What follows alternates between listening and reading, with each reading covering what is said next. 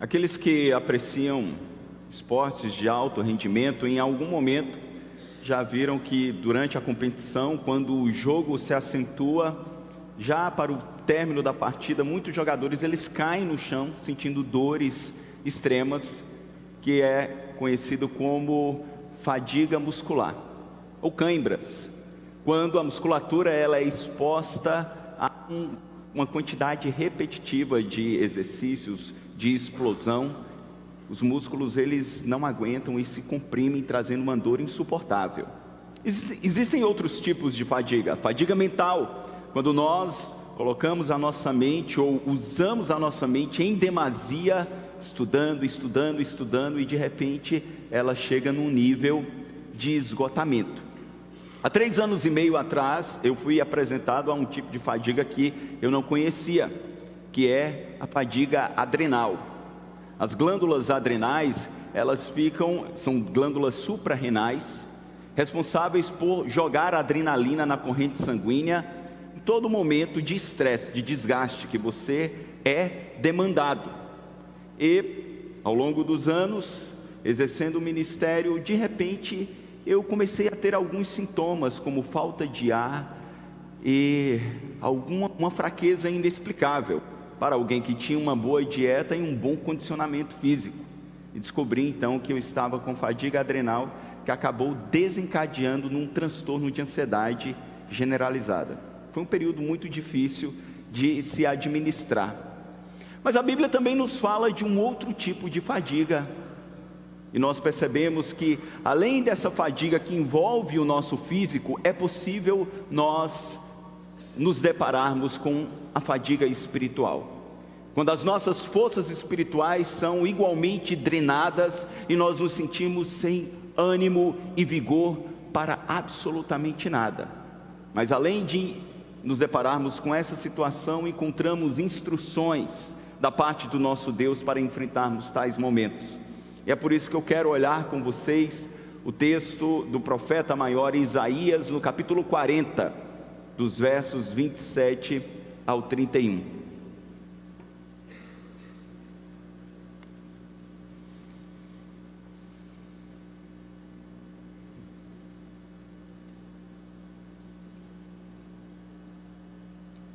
Isaías 40, a partir do verso 27, diz a palavra de Deus: Porque, pois, dizes, ó Jacó, e falas, ó Israel, o meu caminho está encoberto ao Senhor, e o meu direito passa despercebido ao meu Deus?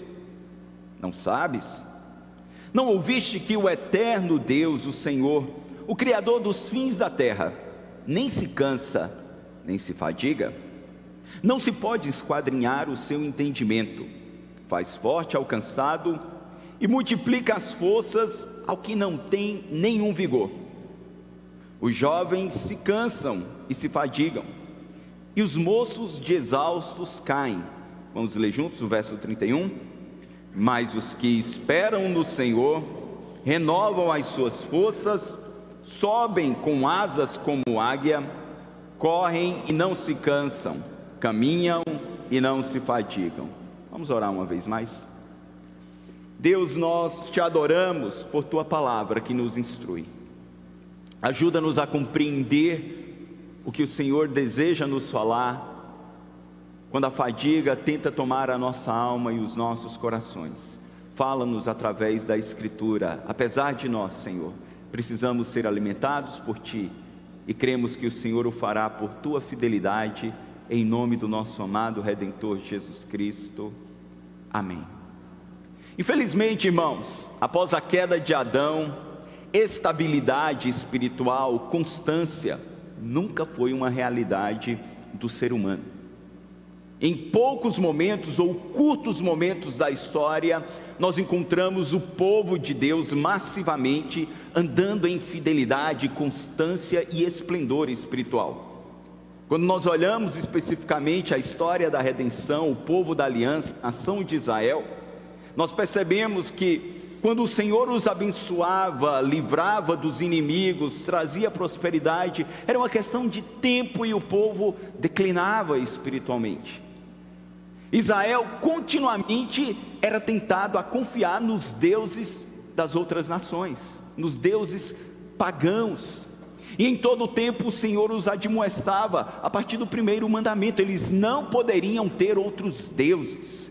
No segundo, eles não poderiam fazer imagens de escultura. Israel negligenciou. E nós estamos diante de um destes momentos ou períodos de negligência, quando o profeta Isaías, o maior de todos os profetas, tendo um profetismo extenso e apontando para um Redentor, sendo o maior profeta messiânico, ele chama a atenção do povo. Ele chama a atenção desde a primeira sessão do capítulo 1 até o capítulo 39, se formos mais específicos, do capítulo 7, o Senhor está admoestando o seu povo de que o juízo viria.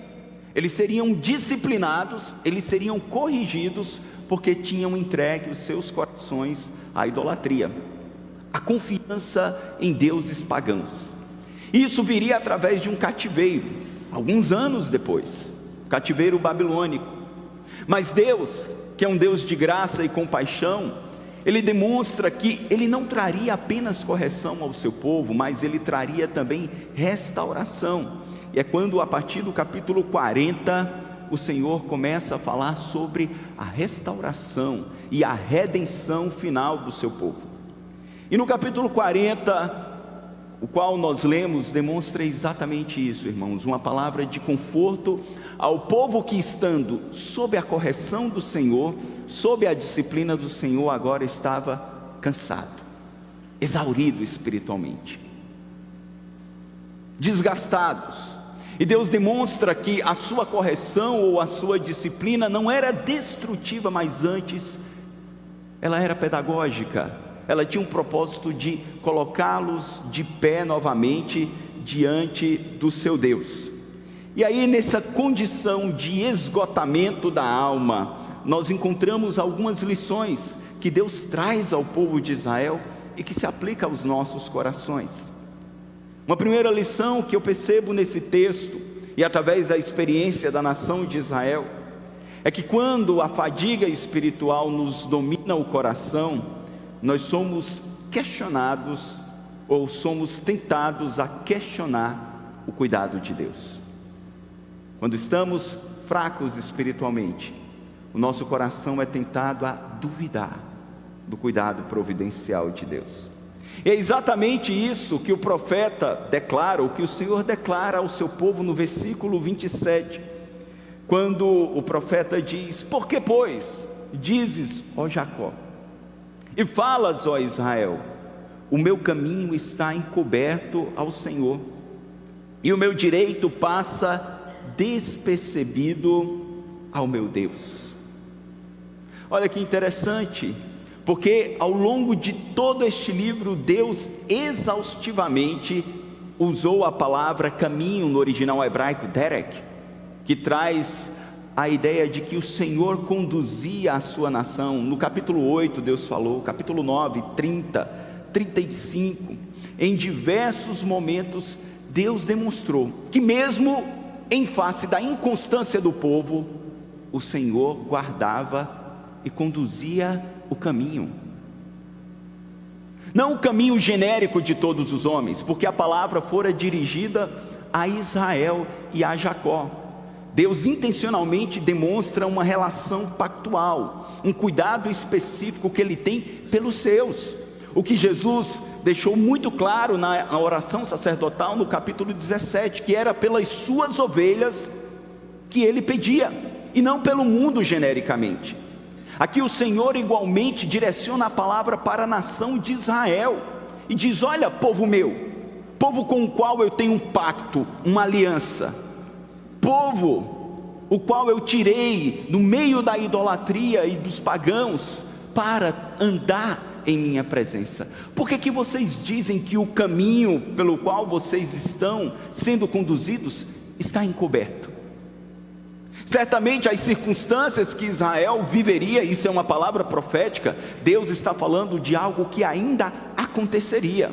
O juízo viria, a correção viria, e quando a correção chegasse, eles iriam questionar: será que de fato o Senhor está cuidando do nosso caminho? Exaustivamente Deus demonstrou que o caminho pelo qual o seu povo andava era norteado por Ele.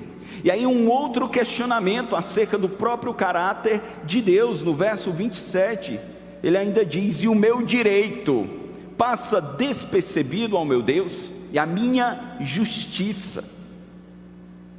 Interessante, irmãos, que desde os primórdios, quando Deus chama o próprio Abrão, numa revelação incipiente que ela iria progredir, o próprio Abraão já havia declarado lá em Gênesis 18, que o Senhor era o juiz de toda a terra, que Ele fazia e aplicava justiça sobre toda a terra. E agora o seu povo eleito estava questionando a condução de Deus no caminho e a justiça de Deus aplicada à sua própria história. Era muito difícil para eles compreenderem como é que Deus usaria uma nação mais ímpia e mais desobediente do que eles para trazer justiça, para corrigir. Numa perspectiva meramente humana e limitada pelo tempo, aquilo não era justo, aquilo não era correto, porque como homens que viviam uma condição de vida muito aquém espiritualmente, eles não tinham vida espiritual, eram idólatras, agora estavam sendo usados como um instrumento de correção para o povo do Senhor. E é por isso que eles questionam: será que de fato Deus se lembra do nosso caminho? Será que de fato Deus está aplicando justiça na nossa própria história? Isso é reflexo, irmãos, de esgotamento. Israel estava tão esgotado espiritualmente que não conseguia mais discernir e compreender a maneira como Deus conduzia a sua própria história. Isso aconteceu com muitos homens e muitos profetas que viveram, homens robustos espiritualmente, mas que são homens e que oscilam, homens que tinham plena confiança em Deus, mas que se depararam com a instabilidade que o pecado traz ao coração. Nós mencionamos para as crianças um destes homens, grande tesbita de Gileade, Elias, um dos 2 profetas que tinham em seu ministério características messiânicas a ponto de realizar milagres, prodígios, sinais. De repente, quando nós olhamos para o capítulo 18 de 1 Reis, não precisa abrir, está ali Elias diante de uma nação entregue à idolatria. O reino estava dividido entre reino do norte, reino do sul, reino de Judá, reino de Israel. E o reino de Israel havia se distanciado muito mais nos dias de um rei ímpio chamado Acabe e de uma mulher pior do que ele chamada Jezabel. Israel se entregou à adoração a Baal. Quase todos.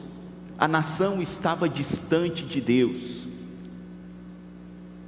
E aí Acabe ainda traz o culto de Baal para a nação, e agora todo o povo cultua. Elias então desafia os profetas de Baal, como nós ouvimos, ao Deus que respondesse com fogo do céu. Este era o Deus verdadeiro.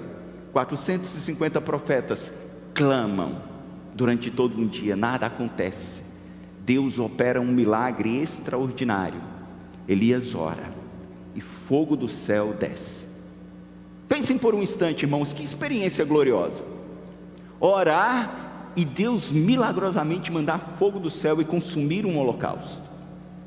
O povo ficou extasiado, os profetas de Baal foram mortos.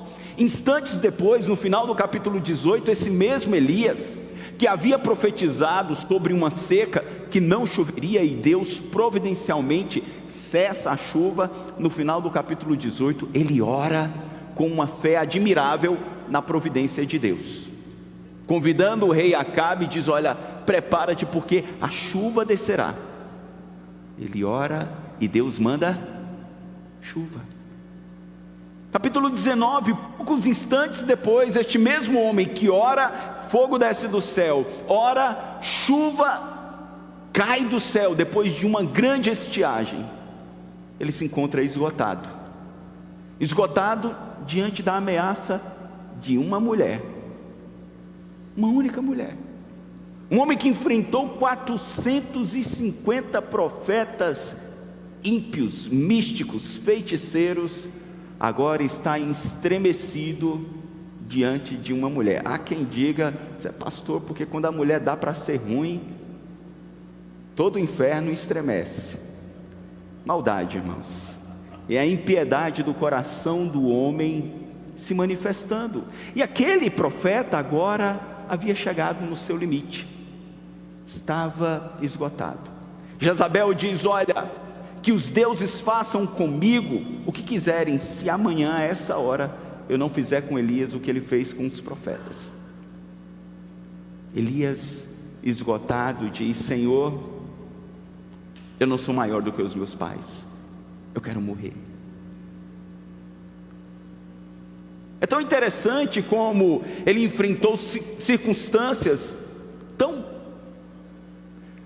potentes, ou circunstâncias adversas enormes, e agora ele está estremecido diante de uma circunstância muito menor.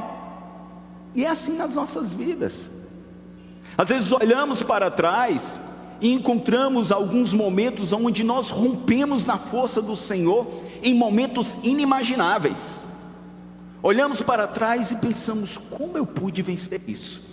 E de fato, foi a boa mão do Senhor operando os seus milagres, ou através da sua providência.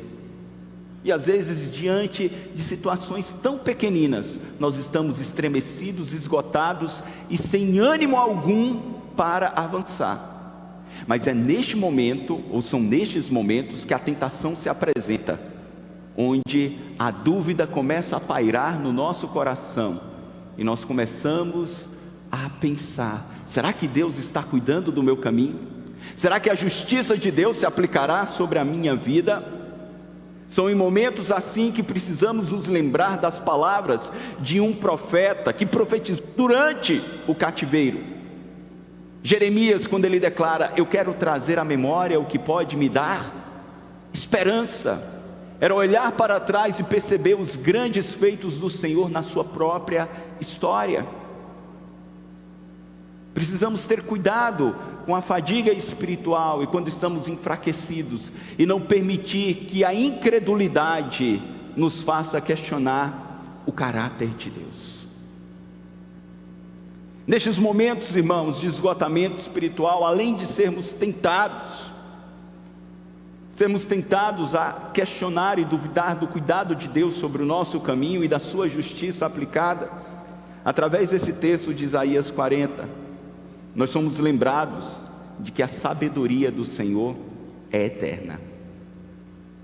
A sabedoria do nosso Deus permanece para todo sempre. E é isso que ele diz através do profeta ao povo enfraquecido, esmurecido, desanimado, quando no versículo 28, o Senhor ele disse: não sabes, não ouvistes, que o eterno Deus, o Senhor, o Criador dos fins da terra, nem se cansa, nem se fadiga? Vamos ler a parte final do verso. Não se pode esquadrinhar o seu entendimento, não se pode mensurar, medir o seu entendimento. De forma típica, irmãos, o profeta, ele se vale das palavras já usadas aqui. E embora aqui sejam aspectos de uma reflexão, o ponto da sentença é duplo. Nós encontramos dois elementos. O primeiro: visto que Deus é o Senhor Criador de todas as coisas, a sua força é insaciável, o seu poder não se limita. E de igual modo, sendo Ele o Criador e aquele que estabelece um plano com início, meio e fim, a sua sabedoria é imensurável. O problema era que Israel estava olhando, de um modo profético, apenas para aquele período de cativeiro, que durou 70 anos, são quase 2 gerações. Na nossa limitação é o tempo de uma vida.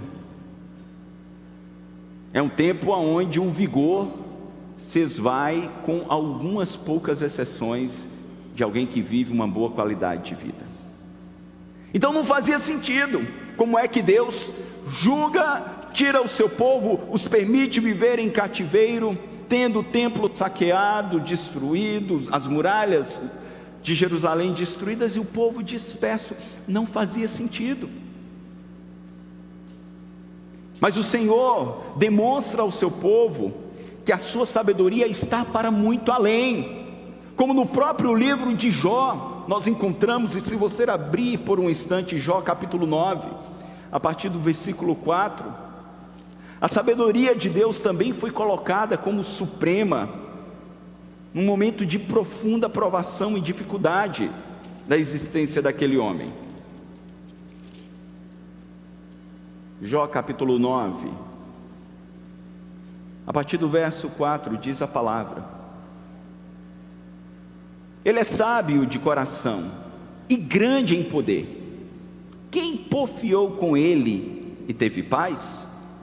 Ele é quem remove os montes, sem que saibam que ele na sua ira os transtorna. Quem move a terra para fora do seu lugar, cujas colunas estremecem. Quem fala ao sol, e este não sai, e sela as estrelas. Quem sozinho estende os céus e anda sobre os altos do mar. E quem fez a Ursa, o Órion, o sete estrelo e as recâmaras do sul. Observem então que aqui Jó, ele diz no verso 10, quem faz grandes coisas que não se podem esquadrinhar, e maravilhas tais que não se podem contar. Essa sabedoria de Deus, que em momentos adversos está muito além da cognição do homem que vive limitado ao tempo, à sua própria geração, que vive limitado àquilo que os seus olhos enxergam e que sua mente consegue racionalizar. Deus está dizendo ao profeta e através do profeta: olha, vocês não compreendem isso, que o Criador da terra, ele não se cansa, ele não se fadiga, e ninguém pode mensurar a sua sabedoria. Em outro momento, o próprio profeta Isaías admoesta o povo acerca dessa verdade, no capítulo 55, se vocês abrirem, capítulo 55, no versículo de número 6,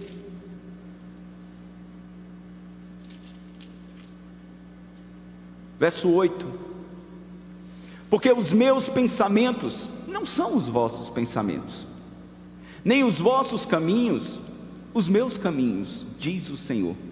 Porque assim como os céus são mais altos do que a terra, assim são os meus caminhos mais altos do que os vossos caminhos, e os meus pensamentos mais altos do que os vossos pensamentos. Era muito complicado para Israel entender a maneira como Deus conduzia a história do povo da redenção. Pensando novamente em Elias como uma ilustração prática, no capítulo 17, Deus disse para ele, e ele declara ao rei Acabe: olha, não vai chover, durante anos não irá chover. Terríveis sobre a nação. Estiagem quer dizer escassez, falta de colheita, falta de água, fome. Por que Deus fez isso? O povo estava entregue à adoração a Baal. Baal era conhecido como o Deus da fertilidade, o Deus da prosperidade. Deus, julgando a idolatria no coração de muitos, faz com que a chuva cesse, demonstrando que Baal não tinha poder e que aquilo era errado. O grande problema é que dentre 7 milhões de israelitas aproximadamente, existia ainda um remanescente fiel. Segundo as palavras do próprio Senhor, 7 mil que não haviam dobrado os joelhos a Baal. E esses 7 mil também sofreram. Nós encontramos a viúva de Sarepta. Nós encontramos homens e mulheres sofrendo as consequências de uma estiagem, da fome, as dificuldades. Nem tudo que nós sofremos é consequência de pecado, algumas coisas sim. Às vezes nós estamos enfrentando consequências de escolhas equivocadas e achamos que estamos sendo provados. Não é verdade. Mas às vezes nós estamos sendo provados pelas escolhas erradas de outra pessoa. Ou às vezes estamos passando e sofrendo as consequências de uma nação que se entregou à idolatria, de um problema macro, de um mundo que jaz no maligno. E Deus permite que isso se aplique às nossas vidas como provações, as quais muitas vezes o nosso entendimento não alcança. Às vezes alguns projetos são interrompidos. Quando tive a fadiga adrenal, que compartilhei com os irmãos, vários projetos individuais meus, alguns foram interrompidos por um tempo, outros foram abandonados. E na minha limitação, eu não compreendia em que aquilo seria benéfico, em que aquilo seria produtivo. Mas a verdade é, irmãos, que a sabedoria de Deus está muito além daquilo que a nossa mente pode alcançar, porque nós alcançamos o hoje. Nós pensamos na circunstância atual, e Deus trabalha em nossas vidas ou na história do seu povo numa perspectiva eterna. Deus nos prepara para a eternidade, para sermos eternamente seus. Por isso, em momentos de esgotamento, quando as nossas forças se esvaem, precisamos nos lembrar que ainda que nós não compreendamos, Deus, Ele é bom e Ele é eternamente sábio e os seus planos são perfeitos. Precisamos guardar isso em nossos corações. É um exercício espiritual, é algo que devemos nos disciplinar, é algo que precisamos refletir. Mas aqui, irmãos, em momentos de esgotamento da alma,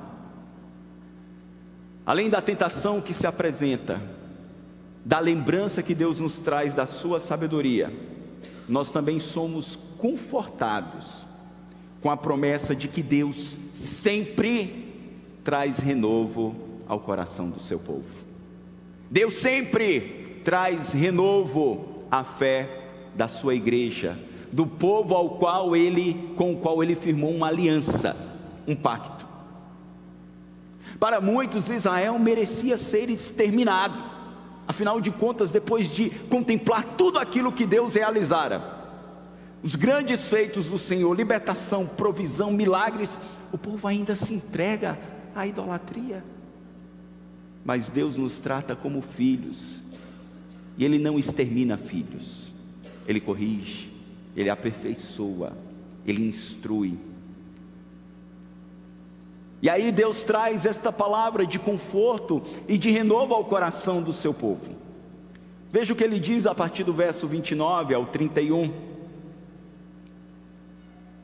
Faz forte ao cansado, e multiplica as forças ao que não tem nenhum vigor. Os jovens se cansam e se fadigam, e os moços de exaustos caem. Uma vez mais o 31 para memorizarmos. Mas os que esperam no Senhor renovam as suas forças, sobem com asas como águias, correm e não se cansam, caminham e não se fatigam.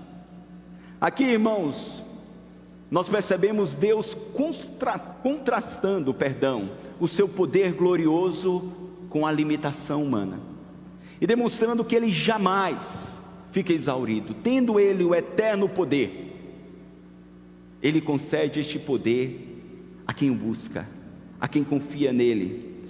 Calvino, ele comenta nessa passagem que somente os que sentem e percebem a sua limitação, o seu esgotamento, é que podem provar deste poder sobrenatural e renovador de Deus.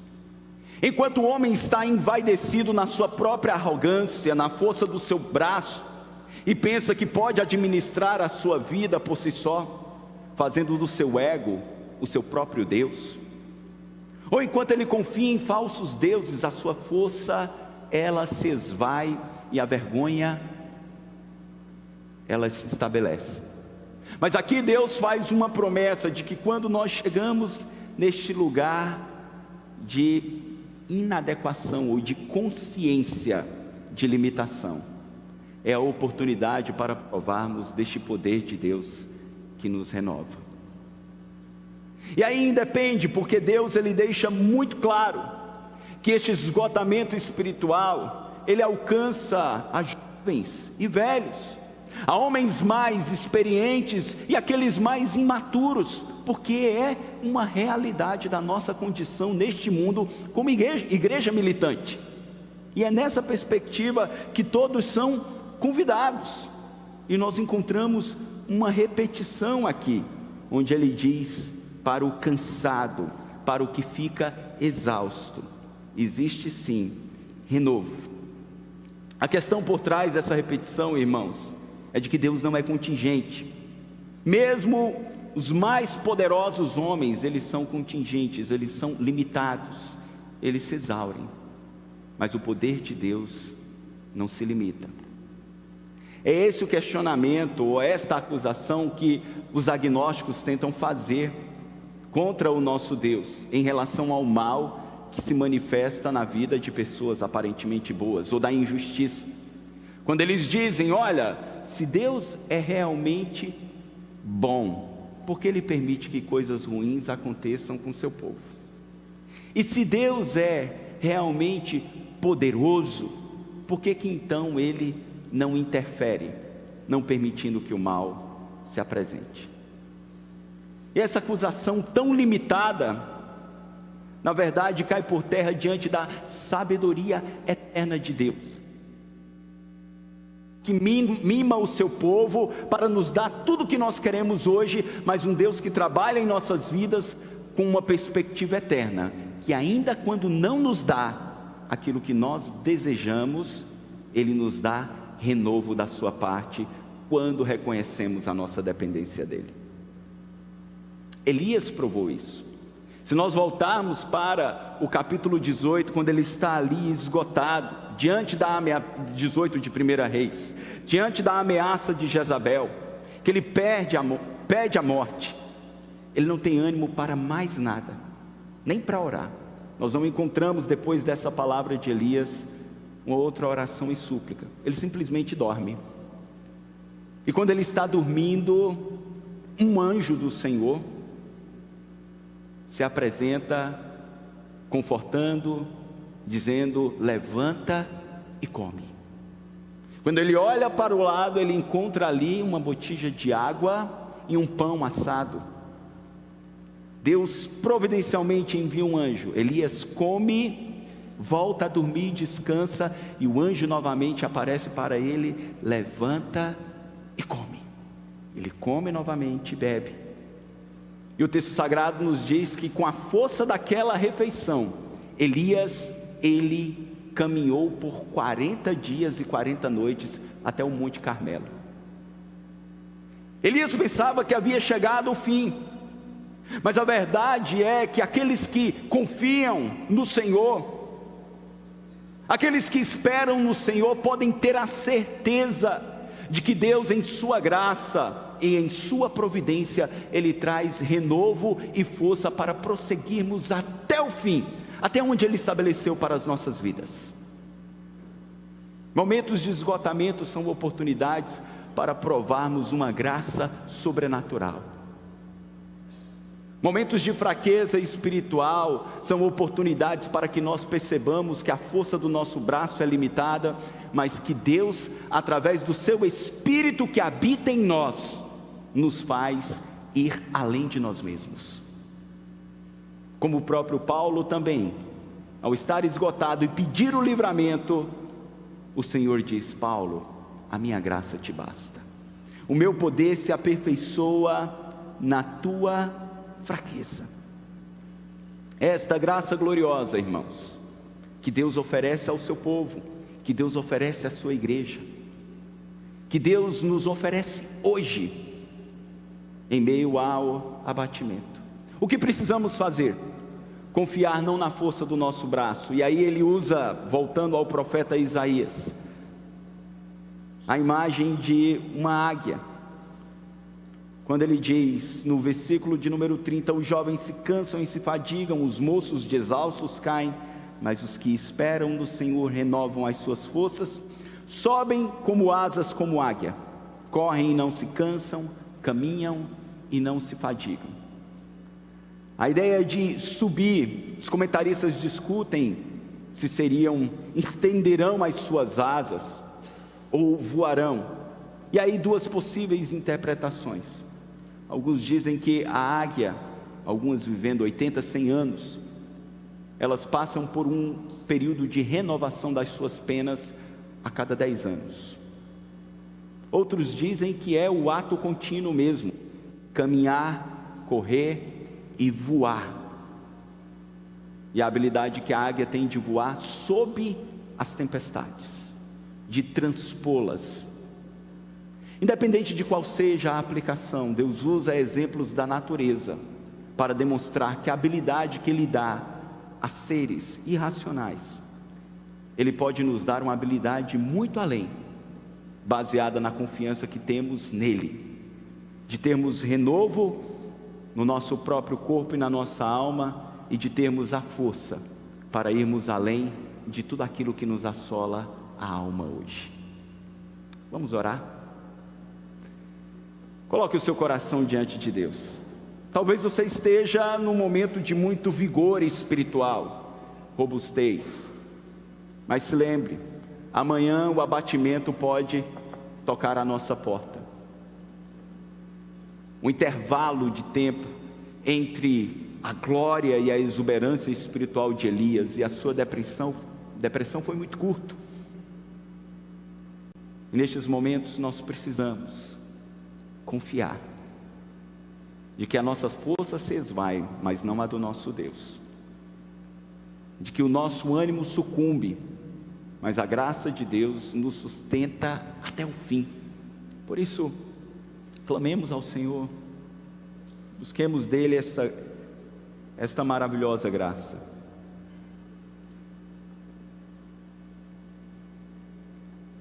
Estamos diante de Ti. Ah, Deus, que privilégio